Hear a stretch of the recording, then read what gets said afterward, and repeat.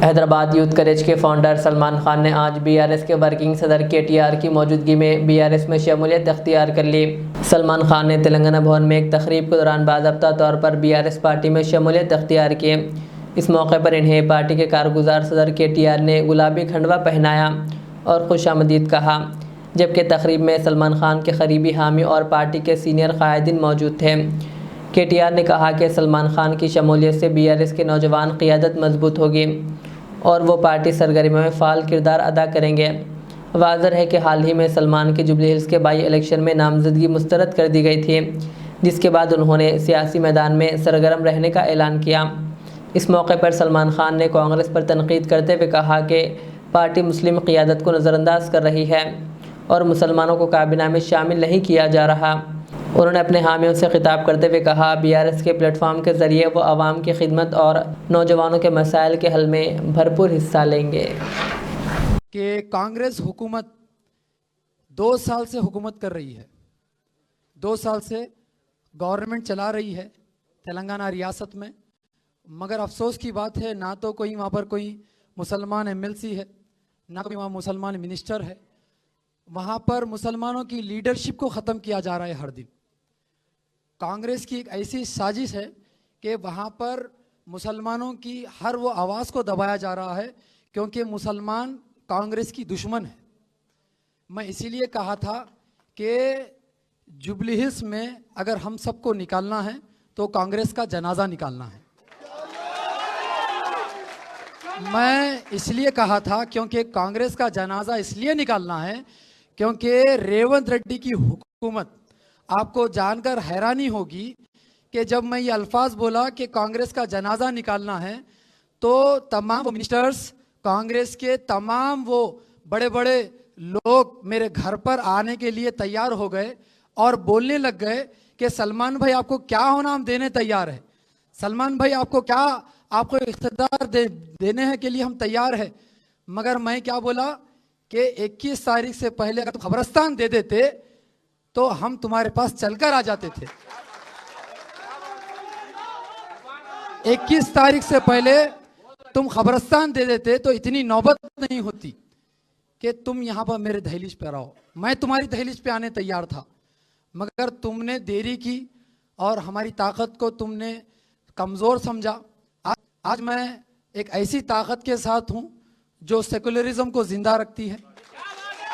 और जब मैं केटीआर साहब से मेरी मुलाकात हुई, मैं तहे दिल से मैं केटीआर साहब का मैं शुक्रिया अदा करता हूँ और उनके लिए मेरे दिल में बहुत जगह बन गई। वो इसीलिए क्योंकि मेरी मुलाकात जब हुई, वो उस मुलाकात में केटीआर साहब के जो अल्फाज थे मैं आपके सामने बयान कर रहा हूँ। उन्होंने कहा कि सलमान भाई, मुझे एक चीज़ का डर है, मुझे एक चीज़ का डर ये है कि हिंदुस्तान में जो हालात बनते आ रहे हैं वो हालात खुदा ना खास्ता हमारे तेलंगाना में क्यों होना हो जाए। ऐसे हालात मुझे डर है। वो कौन से हालात है कि जहाँ पर एक ही थाली में खाने को बैठे तो उसमें हिंदू भी हो, उसमें मुसलमान भी हो, उसमें सिख भी हो, उसमें ईसाई भी हो। ऐसा माहौल तेलंगाना का होना चाहिए। जब ये अल्फाज मैं सुना कि एक हम जो है ना गंगा जमुना तहजीब को जो है ज़िंदा रखने के लिए हमारे केटीआर साहब के दिल में एक तड़प है, एक फ़िक्र है, तो बहुत बड़ी बात है, बहुत बड़ी बात है। और एक चीज़ मैं मुतालबा किया केटीआर साहब से कि जो ग्रेवयार्ड का था, तो 1 सेकंड नहीं लिए केटीआर साहब, 1 सेकंड नहीं लिए हाँ बोलने पर, क्योंकि वो बुनियादी हक़ है जो हमको मिलना भी ज़रूरी है और इंशाअल्लाह वो मिलकर रहेगा। अगर हम इख्तिदार के भूखे रहते तो हम कहीं पर और चले जाते, मगर हमको जो हक़ लेना है इज्जत के साथ वो हम लेंगे इंशाअल्लाह, और वो केटीआर साहब देने के लिए तैयार है। खबरस्तान का मसला भाई ने उठाया, मैं आपसे वादा कर रहा हूं आज, अगर हुकूमत नहीं मानती है सीधा सीधा जिद्दोजहद करेंगे, जल्द से जल्द इनसे छीनने की कोशिश करेंगे, हासिल करने की कोशिश करेंगे।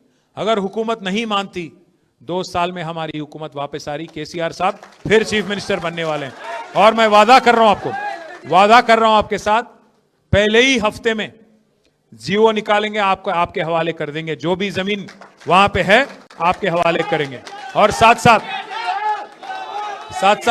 बड़े भाई, साथ साथ एक और बात भी कह रहा हूं, अगर वहां सरकारी जमीन नहीं मिलती, अगर प्राइवेट की जमीन भी है तो 2-4 एकड़ वहीं प्राइवेट की जमीन भी खरीद के आपको देना मेरी जिम्मेवारी है, ये मेरी जिम्मेवारी है। मैं भाइयों से मैं एक और चीज भी कह रहा हूं, हम ये वादा ऐसे ही हवा में नहीं कर रहे हैं।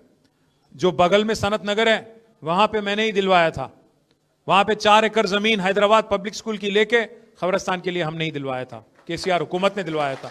अंबरपेट में हमारे एमएलए साहब यहीं पे थे अभी, वेंकटेश साहब, अंबरपेट में भी 5 एकड़ जमीन वहां पे भी दिलवाया था हमारी हुकूमत ने। साथ ही साथ हमारे महमूद अली साहब जो फॉर्मर डिप्टी चीफ मिनिस्टर भी हैं, साबिका रेवेन्यू मिनिस्टर भी हैं, उनके फर्जन हमारे भाई आजम भी यहां बैठे हुए हैं, उनके सदारत में 125 एकड़ जमीन हमने रंगारेड्डी में और मेडचल में हमारे भाइयों के लिए बरेल ग्राउंड खबरस्तान और सिमेट्री के लिए क्रिश्चियन और मुस्लिम के लिए 125 एकड़ जमीन देने वाली हुकूमत केसीआर हुकूमत है, एक नहीं दो नहीं। तो इसलिए भाइयों, जुबली हिल्स में, हाँ मैं हाकिम भाई को भी कल बोला था, हमारे जहन में आए नहीं, वरना कब का हो जाता, ये भी कोई बड़ी बात नहीं है, कब का हो जाता, हिर्रागड्डे का हो या शेखपेट में जो बगल में आपका वहां पे भी एरिया है वहां पे भी हो जाता कब का। अब आप इस आदमी को देखिए, रेवंत रेड्डी को एक बार समझने की कोशिश करिए, बोल दिए हड़बड़ी में कि वहां दे दिया आपको जमीन, कहां है वो जगह, क्या अलकापुरी कॉलोनी, शेखपेट के इतराफ में, उसके बगल में वहां पे अलकापुरी कॉलोनी बोल के है। सुबह बोले हाँ दे दिए भाई, चलो ले लो, 200-500 गज, क्या है वो 2500 गज।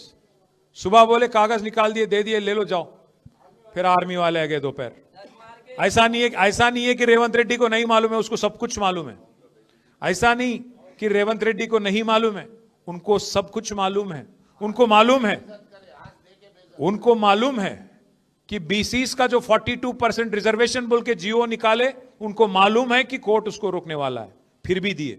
वैसे ही उनको मालूम था कि जो कागज दे रहे हैं 2500 गज का जमीन, वो भी नहीं टिकेगा, आर्मी वाले आएंगे रोकेंगे, मालूम था, पर होना बोल के दिए और बेइज्जती भी करवा दिया। धोखा करे बेइज्जती भी करे।